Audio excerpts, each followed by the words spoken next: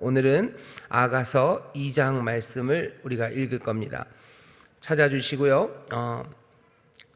17절까지 있습니다. 제가 한 절 읽고 여러분들이 한 절 읽고 마지막 17절은 다 같이 한 목소리로 봉독할 겁니다. 자, 다 찾으신 것 같은데요. 제가 먼저 봉독하겠습니다. 나는 사론의 수선화요 골짜기의 백합화로구나. 여자들 중에 내 사랑은 가시나무 가운데 백합화 같구나. 남자들 중에 나의 사랑하는 자는 숲을 가운데 사과나무 같구나. 내가 그 그늘에 앉아서 심히 기뻐하였고 그 실과는 내 입에 달았구나. 그가 나를 인도하여 잔치집에 들어갔으니 그 사랑이 내 위에 기로구나. 너희는 건포도로 내 힘을 돕고 사과로 나를 시원케 하라. 내가 사랑함으로 병이 났음이니라. 그가 왼손으로 내 머리에 베게 하고 오른손으로 나를 안는구나. 예루살렘 여자들아, 내가 노루와 들사슴으로 너희에게 부탁한다. 내 사랑이 원하기 전에는 흔들지 말고 깨우지 말지니라. 나의 사랑하는 자의 목소리로구나. 보라, 그가 산에서 달리고 작은 산을 빨리 넘어오는구나.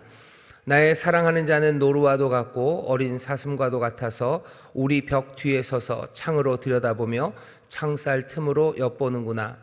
나의 사랑하는 자가 내게 말하여 이르기를 나의 사랑 나의 어여쁜 자야, 일어나서 함께 가자. 겨울도 지나고 비도 그쳤고 지면에는 꽃이 피고 새 노래할 때가 이르렀는데 반구의 소리가 우리 땅에 들리는구나. 무화과 나무에는 푸른 열매가 익었고 포도나무는 꽃이 피어 향기를 토하는구나. 나의 사랑 나의 어여쁜 자야, 일어나서 함께 가자. 바위 틈 낭떠러지 은밀한 곳에 있는 나의 비둘기야, 나로 네 얼굴을 보게 하라. 네 소리를 듣게 하라. 네 소리는 부드럽고 네 얼굴은 아름답구나. 우리를 위하여 여우 곧 포도원을 허는 작은 여우를 잡으라. 우리의 포도원에 꽃이 피었음이니라. 나의 사랑하는 자는 내게 속하였고 나는 그에게 속하였구나. 그가 백합화 가운데서 양떼를 먹이는구나. 함께 읽겠습니다. 나의 사랑하는 자야, 날이 기울고 그림자가 갈 때 돌아와서 베데르 산에서의 노루와 어린 사슴 같아여라. 아멘. 아멘. 먼저 우리 효화 행복을 펴주시고요. 거기 보면 제목이 사랑의 기쁨이라고 되어 있습니다. 사랑의 기쁨입니다. 거기 요절로 2장 16절 상반절만 있는데요. 효화 행복에 있는 대로 2장 16절 우리 상반절만 함께 읽겠습니다. 시작.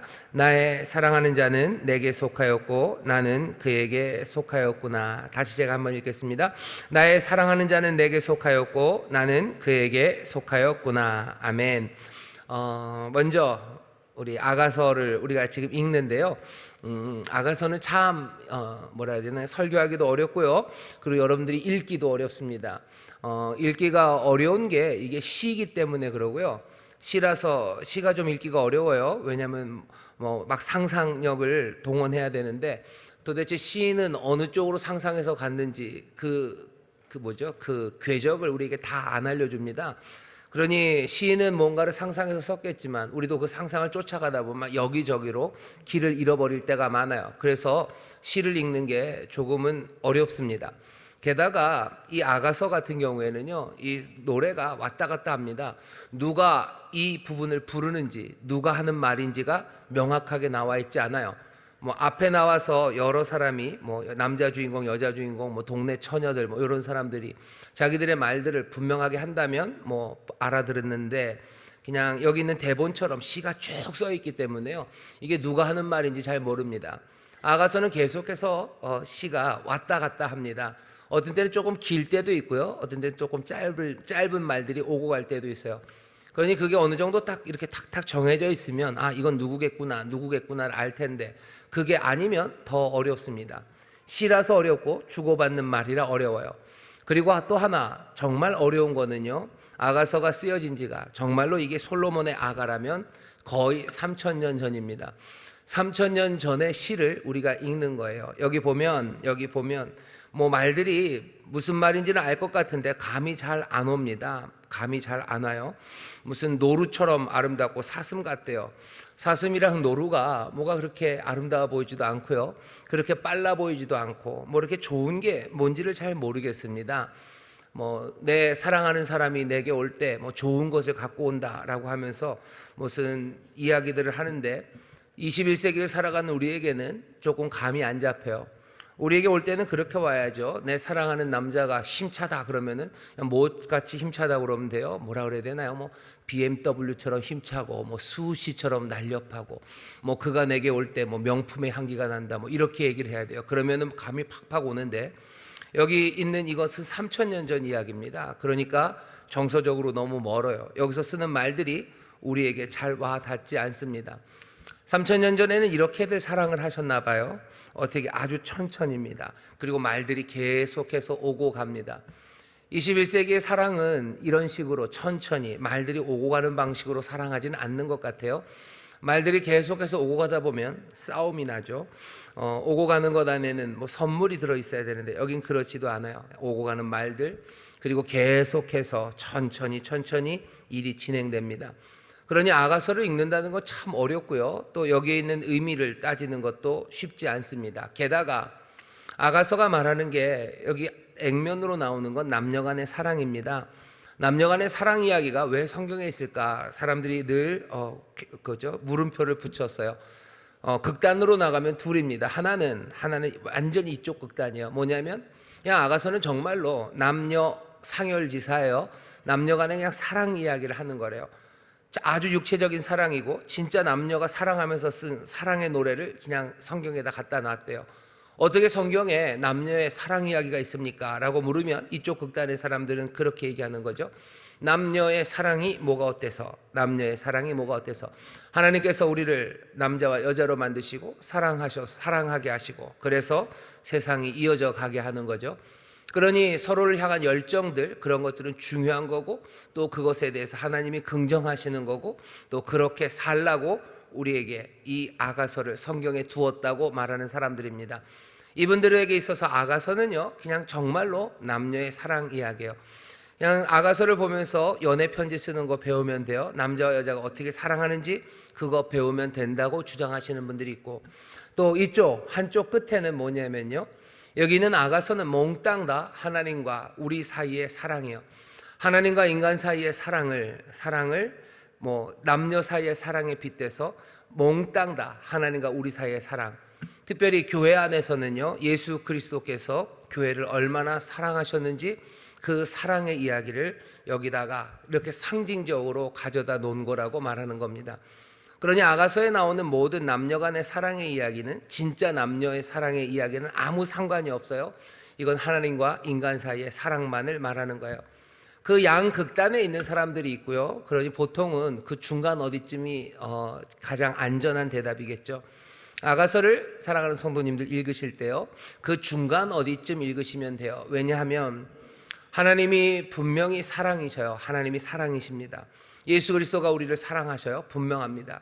하지만 에베소서에서도 보면요. 남편과 아내의 사랑을 어떻게 설명하시냐면은 하나님이 아들이신 예수 그리스도가 교회를 사랑하시는 사랑에 비유합니다. 그러니 우리 남녀 간의 사랑, 그 사랑이 하나님의 사랑과 전혀 상관없이 저 끝에 있는 것도 아니고요. 또 하나님의 사랑이 남녀 간의 사랑과 전혀 다른 것도 아니에요. 하나님은 사랑이십니다. 하나님은 사랑이셔요. 어쩌면 정말로 참된 사랑이 무엇인지 하나님의 사랑을 보면서 또 우리 안에 있는 사랑의 모습들을 보면서 조금씩 배웁니다. 고린도전서 13장에 보면 사랑에 대해서 사랑의 은사를 말씀하시죠. 사랑은 오래 참고 사랑은 온유하며 사랑이 뭔지를 우리에게 알리시는데 그것이 우리가 전혀 모르는 이야기는 아니에요. 정말로 그 하나님이 우리에게 몽땅 다 사랑을 가르쳐 주셔서 우리는 전혀 모르는 이야기를 지금 막 받아 쓰는 그런 상황이 아닙니다. 왜냐하면 사랑은 오래 참고 사랑은 온유하며 사랑은 투기하는 자가 되지 않는다 하는 여러 가지 사랑에 대한 말씀을 들을 때 우리는 하나님의 사랑을 배우기도 하지만 우리의 사랑에서 하나하나 유비라고 그러죠. 하나하나 확인해 가기도 해요. 아, 그렇지. 우리의 사랑도 그랬지. 우리의 사랑도 그렇지. 하나님이 우리에게 알려주시는 사랑은 우리의 사랑보다 더 온전하고 완전한 사랑입니다. 하지만 그렇다고 해서 우리가 사랑을 전혀 모르는 건 아니에요. 왜? 하나님, 사랑이신 하나님이 우리를 만들어 놓으셨기 때문입니다. 남녀 간의 사랑 아니면 가족 간의 사랑을 통해서요, 하나님의 사랑을 점점 더 조금씩 더 알아갈 수 있어요. 하지만 물론 그것만으로는 안 됩니다. 왜? 온전한 사랑이 우리에게 그 사랑을 알려주셔야 되기 때문이에요. 아가서를 읽으시면서요, 그러니 어떻게 하시면 돼요? 하나님의 사랑, 그리고 하나님이 우리에게 보이시려는 예수 그리스도 안에서의 사랑, 그 사랑을 점점점 더 배워가세요. 하나님의 사랑 배워가십시오. 그리고 여러분들 남녀 사이에 아니면 가족 간에 사랑하는 그 사랑에 대해서 조금씩 더 깊이 생각해 가시면 돼요. 그리고 오래된 노래입니다. 우리랑 익숙하지 않은 정서예요. 이 사람들은 어떻게 사랑하는지, 이 사람들은 어떻게 사랑을 표현하는지 아주 즐겁게 그리고 행복하게 이 아가서 말씀을 읽으면 됩니다. 자, 설명은 끝났어요. 아가서 2장을 읽으면서 효화행복에서는 뭐라고 교훈을 찾아놨는지 우리 효화행복 교재를 먼저 함께 읽도록 하겠습니다. 교재가 없으신 분이 있으셔요. 그러니 여러분들이 천천히 또박또박 읽어주시고, 교재가 없으신 분들은 귀를 기울여 들어주시기를 바랍니다. 우리 함께 읽겠습니다. 시작.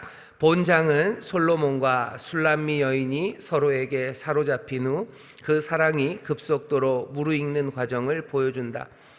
사랑의 기쁨이 잘 표현된 본장에서 우리는 사랑의 세 가지 특성을 알 수 있다. 첫째, 사랑을 하면 모든 것이 아름답게 보인다. 특별히 사랑하는 사람은 더욱 아름답게 보이며 서로를 가장 귀중한 존재로 여기게 된다. 이 세상에서 우리는 비록 왕궁의 화려한 꽃이 아니라 고작 들판에 자라는 수선화요 골짜기의 백합화일지라도 주님은 우리를 가시나무 가운데 백합화같이 고귀한 존재로 여기신다. 그러므로 우리도 숲을 가운데 사과나무같이 우리에게 안식과 힘을 주시는 예수님만을 최고로 높이며 존귀하게 여기자. 둘째, 사랑은 함께하는 것이다. 솔로몬은 연인에게 생명이 약동하는 봄의 들판으로 일어나서 함께 가자고 요청한다. 예수님은 우리와 함께 하시기 위해 성육신 하셨으며 성령을 통해 오늘도 우리와 함께 하신다.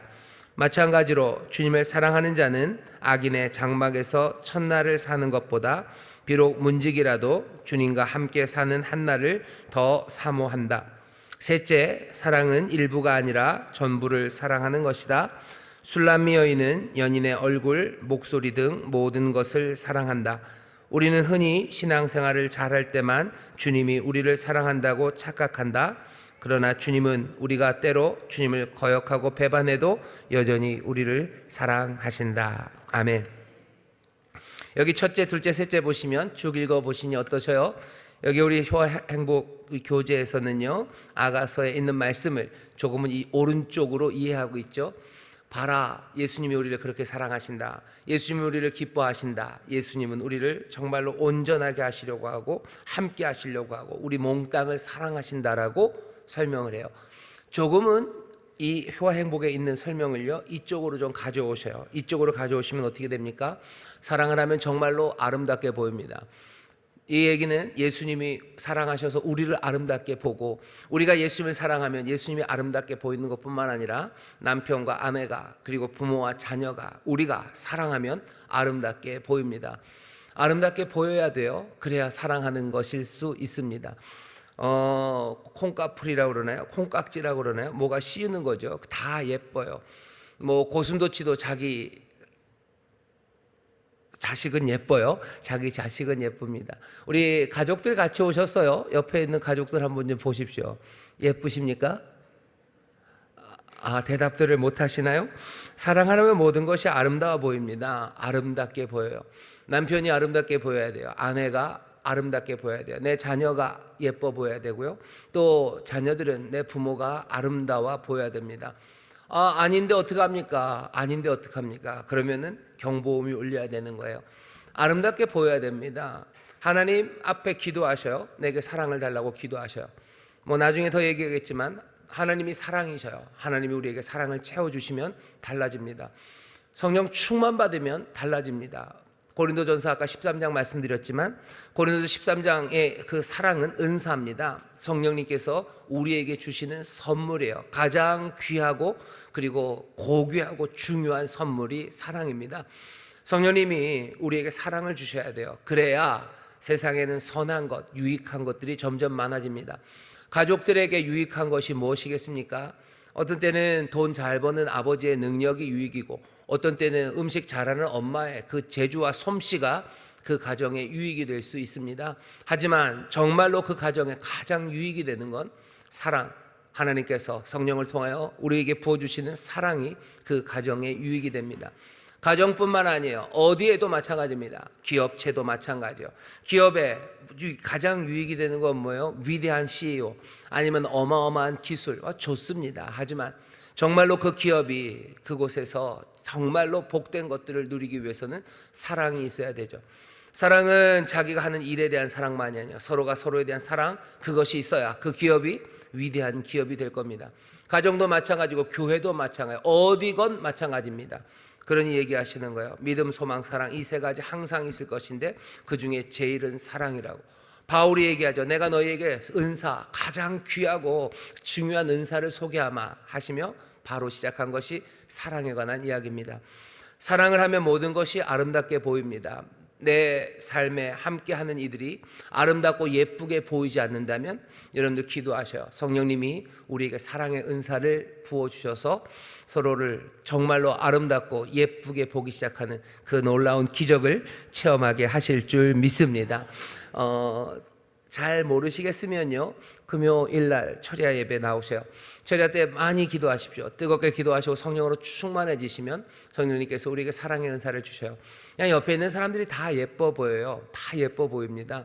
그냥 우리 집사님들이 예뻐 보여요. 그리고 우리 권사님들이 예뻐 보여요. 함께 기도하는 우리 청년들이, 우리 꼬맹이들이 예뻐 보여요. 앞에서 기도하는 우리 교역자들이 예뻐 보여요. 아름다워 보입니다. 사랑을 하면 모든 것이 아름다워 보여요. 분명합니다. 예수님이 사랑하셔서 우리를 예뻐 보시고 우리가 예수님을 아름답다고 보는 것뿐만 아니라 조금은 이쪽으로 와서 서로가 서로를 예쁘게 보고 아름답게 보는 사랑 가득한 우리가 되기를 주의 이름으로 축원합니다. 두 번째는 뭐라고 되어 있어요? 사랑은 함께하는 거라죠. 함께하기 위해서 예수님 우리에게 오셨어요. 예, 좋아요. 아가서를 어느 쪽? 이쪽으로 이해하는 거예요. 조금은 이쪽으로 와서 이해하면 뭐죠? 말 그대로 사람들은 사랑하면 함께합니다. 함께 하셔요. 함께 하십시오. 함께하는 여러 가지 일들 필요합니다. 그것 없이 사랑은 이루어지지 않습니다. 부모는 자녀와 함께 해야 합니다. 그리고 자녀들은 부모와 함께 해야 돼요. 자녀들은 시간이 되면 막 떠나려고 하고요. 부모들도 아이들과 함께하는 시간들이 싫어져요. 그러면 사랑이 점점 사라져 가는 겁니다. 왜 세상이 각박해지고 슬퍼지냐면요, 많은 사랑하는 사람들을 떼어놓기 때문이에요. 부모와 자녀를 떼어놓습니다. 예전에는요, 부모와 자녀가 평생을 같이 살았습니다. 농사 지을 때 그랬죠. 어린 아이 때부터 부모님 도와드리고, 그러다가 어린 녀석이 점점 커지면 또 자기가 맡은 일들이 많아지고 부모님의 일은 점점 줄어요. 그래서 나중에 부모님이 너무 연로해지시면 그때는 이제 자녀가 장성해서 부모님을 모시죠. 함께 일하고, 사람은 어디서 태어나요? 집에서 태어나요. 그리고 집에서 죽습니다. 내 부모 있는 곳에서 태어나고 내 자식이 있는 곳에서 죽어요. 늘 함께 살았어요. 하지만 지금은 아니죠. 지금은 아닙니다. 지금은 조금만 아이들이 크면 대학쯤 가면 떨어져 나가요. 학교 가느라고 갑니다. 그리고 일하느라고 떨어져요. 그렇게 세상에 가족들을 떨어뜨려 놓습니다. 사랑하면 함께 하는 거예요. 함께 해야 사랑하는 거예요. 사랑 안에 기쁨이 있습니다. 왜 세상에 슬픔이 많아졌을까? 아주 다 분명하고 단순합니다. 사랑하는 사람들을 자꾸 떼어놓기 때문이에요. 그러면 산업화가 나쁜 겁니까? 그 점에서는 분명히 나쁩니다. 내 자녀들을 멀리 떼어놔요. 전쟁이 나쁜 건 뭡니까? 사람들을 떼어놓기 때문이에요. 내 사랑하는 내 자녀를 떼어놓습니다. 집에 있지 못하게 하는 거예요. 세상에 전쟁이 나쁜 거, 그리고 세상에 욕심이 우리를 슬프게 하는 아주 분명하고 직접적인 이유는요, 사람들을 다 떼어놓기 때문입니다. 어떻게 하셔야 돼요? 함께 하셔야 됩니다. 함께 하셔요. 자녀들과 함께 하셔요. 그리고 사랑하는 사람들과 함께 하십시오. 어떻게 함께 합니까? 힘을 다해서 함께 하셔야 돼요. 애쓰셔야 돼요. 그리고 가장 좋은 것은 함께 예배하셔요. 자녀들 멀리 떨어져 살았어도 주일날이라도 같이 예배하셔요. 함께 예배하시고 함께 기도하시고 또 서로를 격려하기 시작하십시오. 사랑은 함께 하는 것이 맞습니다. 세 번째, 여기도 보시면 사랑은 일부가 아니라 전부를 사랑하는 거래요. 하나님이 우리 전부를 사랑하셔 우리의 못난 것까지도 사랑하시죠. 이건 아가서를 어떻게 해요? 이쪽으로 이해하는 거예요. 조금만 이쪽으로 끌고 오면요, 우리 사랑하는 사람들 전부를 사랑해 주셔요. 부족한 것들 사랑해 주셔요. 모자라는 것도 사랑해 주셔요. 서로를 향한 관대한 마음이 없으면 사랑은 깨질 수밖에 없습니다. 못난 구석들이 있을 겁니다. 그리고 부족한 것들이 있어요. 하지만 그것들도 사랑하셔야 됩니다. 이것만 잘했으면 좋겠는데 이거 못해서, 아니 그것까지도 사랑하시고 그 다음에 잘하기를, 그 다음에 거기에서 더 자라나기를 여러분들이 도와주시고 기도해 주시고 또 그렇게 함께 해 주십시오. 그게 사랑입니다. 남녀간의 사랑이 콩깍지가 씌어서 아름답게 보이는 것처럼 또 하나님도 우리를 그렇게 아름답게 보이셔요. 얘기는 거기서 끝나면 안 되죠. 다시 한번 우리 안에 서로의 사랑으로 아름답게 보이는 일들이, 또 서로를 사랑함으로 함께하는 일들이, 또 부족해도 그 모두를 사랑하는 그 사랑의 충만함이 우리 가운데 있어야 할 줄 믿습니다. 효와 행복에서는 세 가지 얘기했는데요, 제가 딱 하나만 더 말씀드립니다. 여기 아가서 2장을 읽으면요, 아가서 2장을 읽으면 여기 무슨 얘기가 나오냐면요, 숨바꼭질 하는 것 같은 이야기가 나옵니다. 8절 보시면 나의 사랑하는 자의 목소리로구나. 보라, 그가 산에서 달리고 작은 산을 빨리 넘어오는구나. 나의 사랑하는 자는 노루와도 같고 어린 사슴과도 같아서 우리 벽 뒤에서 서서 창으로 들여다보며 창살 틈으로 엿보는구나. 누가 와서 나를 엿보고 있어요. 여기도 뭐 창살 틈으로 엿본대요. 그런데 그 다음 이야기입니다. 들리는 소리죠. 나의 사랑하는 자가 내게 말하여 이르기를 나의 사랑하는 나의 어여쁜 자야 일어나서 함께 가재요. 왜? 아직 안 일어났어요. 나오질 않네. 가서 이러고 들여다보는데도 나오지를 않아요. 그러니 부르는 거죠. 나의 사랑하는 자가 나오라고 나를 부릅니다. 그럼 단박에 달려나가야 되는데 사랑하는 자가 부르는 말은 꽤 아름답고요. 그리고 매혹적입니다. 겨울이 지났고 비도 그쳤어요. 지면에는 꽃이 피고 새가 노래할 때예요. 반구의 소리가 우리 땅에 들려요. 온갖 아름다운 말로 어떻게 보면 꼬셔내는 거예요. 나오라고 불러냅니다. 나오라고 불러내지만 나오지 않아요. 나오지 않고 있습니다. 나중에 가보면요, 우리를 위하여 포도원을 허는 작은 여우를 잡으라고 뭔가 우리의 관계가 어렵고 힘든 일이 있다는 이야기를 말합니다. 8절부터 17절까지를 보면요, 여기 약간의 밀당이 있는 것 같아요. 숨어있고 불러도 나오지 않습니다. 이런 일이 있습니까? 이런 일이 있습니다. 친한 사람들은 늘 그냥 부르기만 하면 다 튀어나갑니까? 그럴 리가요? 그러지 않아요. 이건 그냥 단순한 밀당은 아닌 것 같습니다. 친밀하다는 건 누군가와 내가 정말로 친하다는 건 우리에게 성취감을 줘요. 와, 내가 누구와 친하다는 건 가슴 벅차죠. 하지만 동시에 친밀함은요, 우리를 좀 겁나게 합니다. 친하다는 건 좀 겁나요. 왜냐하면 친하다는 건 거기 안에는 좀 위험이 있습니다. 위험해요. 친하지 않으면 안전합니다. 내가 혼자 내 방에 틀어박혀 있으면 안전해요. 하지만 내가 그이와 함께 들판으로 나간다는 거, 그러면 그건 위험한 일이에요. 친밀함은 조금은 겁날 수밖에 없는 게, 친밀함 가운데 모르는 것들이 생겨요. 내가 그 사람과 멀리 거리를 뛰고 있으면요, 모를 일이 없습니다. 하지만 내가 점점 친밀해지고 가까워지기 시작하면 모르는 것들이 생길 거예요. 친밀해지면 요구하는 것들이 생깁니다. 친밀해지면 내가 알 수 없고 미리 보지 못했던 그런 결과들을 감수해야 합니다. 여러분들 연애할 때 생각하시면 돼요. 내가 저 남자를 만날까 말까 겁나시죠, 그죠? 내가 저 여자를 만날까 말까 겁나시죠. 왜? 무슨 일이 있을지 몰라요. 저 여자가 아니면 저 남자가 나에게 요구하는 것들이 있을 거예요. 그리고 이건 위험합니다. 뭐가 어떻게 될지 몰라요. 그러니 친밀함이라는 건 우리에게 성취감을 주는 것 분명하지만 동시에 겁나는 일입니다. 남녀와 여자 사이에 그럴 뿐만 아니라 당연히 하나님과 우리 사이의 친밀함도 마찬가지예요. 하나님과 우리 사이의 친밀함도요, 하나님과 우리가 친해지고 점점 가까워지면 우리의 영혼이 벅차오를 겁니다.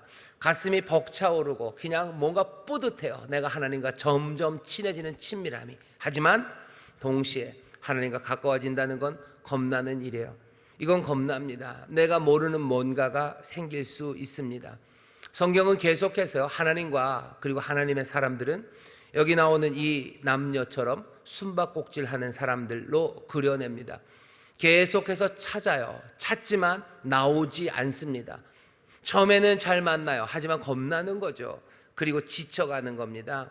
믿음이 처음에는 분명해져요. 그래서 기쁨으로 주를 따라요. 하지만 믿음이 흔들려요. 그러면 숨습니다. 찾아도 나오지 않아요. 숨바꼭질 하는 것 같죠. 믿음이 점점 흔들려 가는 사람들, 처음 순종은 아름다웠어요. 하지만 그 순종이 오래가지 못합니다. 무슨 얘기인지 여러분들 아실 거예요. 처음 순종은 아름답고 그리고 분명했어요. 내가 그 일을 따라갈 수 있을 거라고 생각했는데 아니, 순종은 점점 더 오래가지 못합니다. 예배는 시들해져요. 기쁨으로 가득했던 예배는, 그리고 공경하는 마음과 온 마음을 다 드렸던 예배는 점점 더 시들해져 갑니다. 숨바꼭질 같은 거예요. 숨어요. 찾아도 나오지 않습니다. 헌신, 그것들은 계속해서 시험받고요. 헌신은 또 다시 세워지고 하는 일들을 반복합니다. 이런 사람들이 있었냐고요? 있지요. 유명한 사람들이 있습니다. 여러분들 엘리야 아시지 않습니까? 엘리야 로뎀나무 아래로 숨어요. 그리고 그 동굴, 그 깊은 곳으로 들어갑니다. 엘리야, 숨는 엘리야 어떻게 하셔요? 여기 있는 것처럼 찾아오셔요. 창문 틈으로 오셔요. 불과 구름으로, 지진으로 오셔요. 그리고 부드럽고 세미한 음성으로 오셔요. 뭐 하는 거예요? 숨바꼭질 하는 거예요. 불러내시는 거죠. 부르는 겁니다. 오라고 부르는 거예요. 예레미야서 보면요, 내가 이제 다 말 안 하겠다, 나 설교 안 합니다, 나 못합니다, 나 하나님의 말씀 전하지 못합니다 하고 숨어버리는 거예요. 그러면 또 여호와께서 예레미야를 부르십니다. 제일 유명한 사람 요나예요. 요나는 어디로 도망갑니까? 다시스로 배를 타고 도망가요. 싫다고 그 배 밑창으로 들어갑니다. 숨어요. 숨는 요나를 가만두십니까? 아니요. 이 사랑의 하나님은요, 끝까지 쫓아오셔요. 그 바다로 쫓아오셔요. 그 선 밑창으로까지 쫓아오셔요. 예레미야를 찾아오시고 엘리야를 찾아오십니다. 하나님은 여기 오늘 16절에 있는 것처럼 나의 사랑하는 자는 내게 속하였고 나는 그에게 속하였구나. 나는 너에게 속하고 너는 나에게 속했는데 사람들은 숨습니다. 자꾸 숨는 그 사람들을 숨바꼭질하듯이 찾아가시는 거예요. 찾아가시고 또 찾아가시고 또 찾아가십니다. 계속해서 숨어 있으면 안 됩니다. 결국은 나오셔야 되죠. 결국은 나오셔야 됩니다. 하나님과의 친밀함 두려워요. 그래서 숨고 싶을 때가 있습니다만 나오지 않고는 그 사랑은 이루어지지 않아요. 이 위험을 감수하기 위해서 나오셔야 돼요. 모든 사랑과 친밀함은 대가를 치러야 됩니다. 누구와 친하기 위해서는 대가를 치러야 돼요. 여러분들의 시간, 여러분들의 에너지, 그거 쏟아 부어야 됩니다. 친밀함이 유지되려면 거기 있어야 돼요. 거기에 있고 거기에 머물러야 돼요. 거기서 내 책임을 감당해야 됩니다. 그리고 숨은 곳에서 나와야 합니다. 그래야 이 친밀함이 이루어집니다. 친밀한 시간, 그 특별한 시간은요, 그냥 오지 않습니다. 마음 가득 내가 집중하고 그 관계가 매일 같아져야 점점점 친밀해져 갑니다. 그리스도가 내 안에, 내가 그리스도 안에. 여기 있는 이 16절 말씀이 딱 그 말씀이에요. 나의 사랑하는 자는 내게 속하였고 나는 그에게 속하였구나. 이 일이 이루어지려면 숨어 있으면 안 돼요. 우리를 꼬시는, 그죠? 우리를 꼬시는 그분의 목소리가 들릴 때가 있어요. 봐라, 겨울도 지나고 이제 비도 그쳤고 꽃들이 만발한다, 나와라 나와라 라고 우리를 부르셔요. 하나님의 음성이, 주님의 음성이 우리를 부르십니다. 어쩌면 우리와 사랑하자고 우리를 부르시는, 너는 내 것이고 나는 네 것이다 라고 얘기하시는 거예요. 그냥 넌 내 거다라고 하는, 거기서 멈추는 그런 폭력적인 마초가 아니셔요. 너는 내 것이고 나는 네 것이다 하시며 함께 가자 하고 불러내시는 우리 사랑하는 주님의 음성이 우리 가운데 들려옵니다. 이 복된 길로 우리를 부르셔요. 혹시라도 내가 믿음이 흔들리고 순종이 시들해지고 예배 그것도 그냥 멈추고 내 헌신도 별것 아닌 것이 되었다면, 어쩌면 이 봄에 이제 겨울도 그치고 봄이 오는 이 시절에 주께서 우리를 부르시는 그 사랑스러운 음성에 여러분 기쁨으로 나오셔야 돼요. 이 열정, 그리고 이 시간, 그리고 이 에너지가 들여지지 않는다면 친밀함은 이루어질 수 없습니다. 자꾸 우리를 부르고 계셔요. 여러분들 주님 앞에 나와서 이제 더 이상 숨바꼭질하지 마시고 여러분들이 나오신다면 우리 순례는 얼마나 즐거워할까. 우리 순례가 즐거워할 겁니다. 우리 순례 되시는 예수님은 사랑하셔서 계속 찾으셔요. 사랑하며 찾습니다. 사랑하는 그분의 그 찾음에 여러분들의 밝은 얼굴 보이셔요. 아이고야, 내 얼굴이 뭐가 그렇게 밝습니까? 아까 얘기했지 않습니까? 사랑을 하면 모든 것이 아름답게 보입니다. 샤론, 그 골짜기에 많은 가시 덤불 가운데 있는 백합처럼 우리를 봐주실 거고요, 우리를 사랑하심으로 우리의 부족함까지도 다 끌어안으시며 함께 걷기 시작하실 거예요. 숨바꼭질 이제 그만하시고 정말로 사랑하는 연인 앞에 그 친밀함으로 나가서 이전보다 더 친밀함으로 그리스도 안에서 거하시고 그리스도가 여러분 안에 거하시는 그 복된 삶들을 누리게 되시기를 주의 이름으로 축원합니다. 기도하겠습니다. 하나님 감사합니다. 이 사랑의 기쁨을 우리에게 보이시니 정말로 우리 안에, 우리 사랑하는 사람들 안에 함께 사랑하는 기쁨이 넘쳐나게 하여 주옵시며 우리를 사랑하시는 예수 그리스도 우리 주님 안에서 우리가 주의 것이고 또 주가 내 것이 되게 하신다는 이 귀하신 말씀 그대로 숨바꼭질을 이제 그만하고 주 앞에 나와 얼굴을 보이며 내가 거기서 머무르며 거기서 내가 해야 될 책임을 감당함으로 주여 정말로 더 깊은 친밀함과 하나됨과 그리고 그 사랑의 기쁨을 누리는 우리가 되게 하여 주옵소서. 봄입니다. 우리를 부르시는 주의 음성이 들립니다. 하나님 동굴에서 나오게 하시고 모든 포기했던 것들 다시 시작하게 하시고 사명 다시 한번 기억하게 하시며 우리의 예배가 살아나고 우리의 순종이 더 굳건해지는 하나님 복된 사랑의 기쁨이 우리 가운데 충만케 하여 주옵소서. 감사드리며 예수님 이름으로 축복하며 기도하옵나이다. 아멘.